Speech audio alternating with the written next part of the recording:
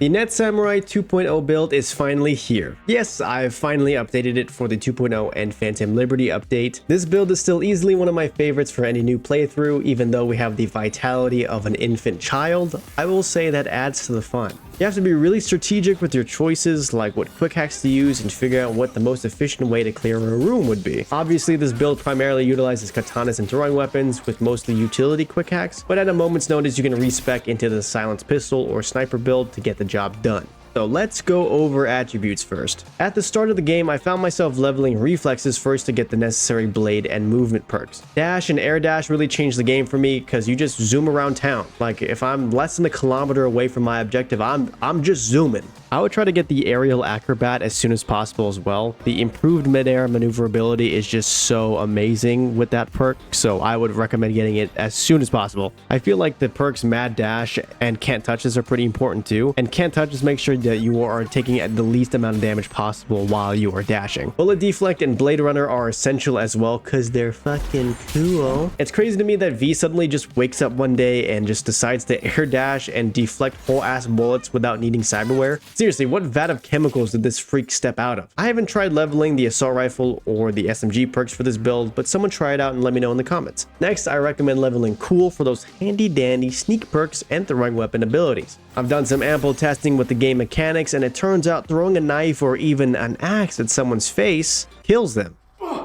The Juggler perk is super important and cool as well. Once you get it to level 3, you get an instant cooldown reset for all throwable weapons after killing somebody or getting a headshot. As long as you're getting crits and kills with your throwing weapons, they'll instantly return back to you, which is really important. I will say the perks Active Mercy and Pounce are pretty important for your throwing weapons too. Because number one, once you perform a finisher with a throwing weapon, you restore 25% health. And with Pounce, with every successful hit with a throwing weapon, you make them more susceptible to a finisher. And once you perform that finisher, you obviously get your knives back as well. Next, I personally like leveling Intelligence to 9 to get the Hack Q and Embedded Exploits perks to increase our overall combat effectiveness. I mean, as if getting lobotomized by a katana and getting the Thanos treatment by some crazy nut job with an axe isn't enough, you can also catch the bubonic plague and be lit on fire by that same person. Yes, that's right, ladies and gentlemen. By the time you're level 12, you can become some poor back alley homeless man's worst nightmare. Hack Q allows you to upload multiple quick hacks to a single target, and Embedded Exploits helps you deal more damage to them. It's pretty perfect for eliminating targets one at a time via stealth. By level 30 or so, I would try to finish out leveling reflexes and cool to get the style over substance, slaughterhouse, and tailwind perks to be even more effective with what you already have. By level 60, your attributes should look a little something like this. Also, there are some perks I avoid because they're too situational. Like for example, in Cool, Unexposed and Corrosion, they are very situational, so I don't take them. In Reflexes, I don't take Power Slide, Bullet Time, and Steady Grip. I just never found those useful. And Intelligence, I don't take Force Kill Cypher,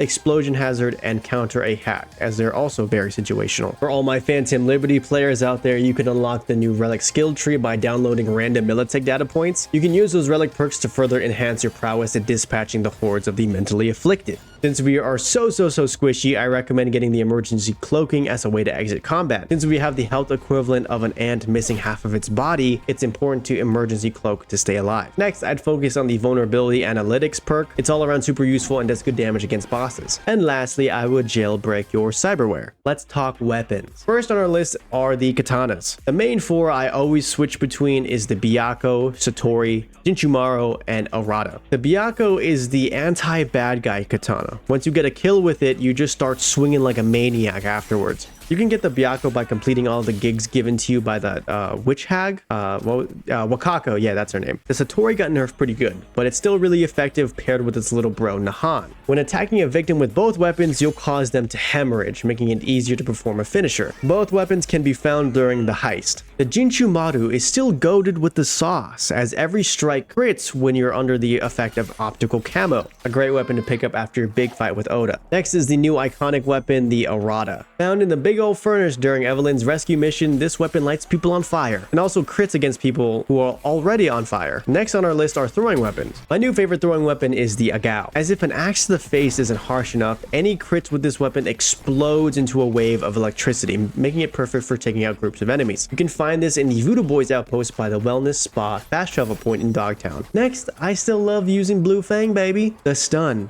the damage, the blue fanginess is all still there from the latest patch, so pick it up from the Badlands melee vendor. And if you are still keen on using guns, I would certainly pick up the Overwatch from Panam's questline for that yummy good silent sniper. I would also pick up the iconic cheetah from the mission No Way Out from Dogtown. The closer you get to your target, the higher chance you'll crit or bleed them, which works really well with our build. I'd also get the Seraph from completing all the gigs from Padre. It looks cool and sets people on fire. What more could you ask for? Next, we gotta go over Quickhacks, because who doesn't like transmitting mental illness?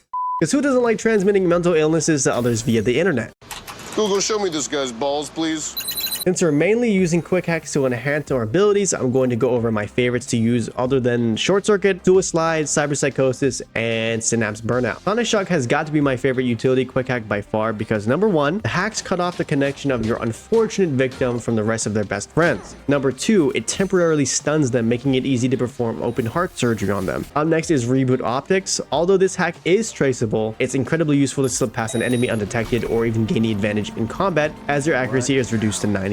Triple movement is great as well because it replicates the effect of a large lumberjack holding the enemy in place. This is especially effective in combat since you can grab them and perform chiropractics on them. Next is the Mustard Gas Quick Hack. By combining the powers of Contagion and Overheat, you create the unique power to be arrested for war crimes.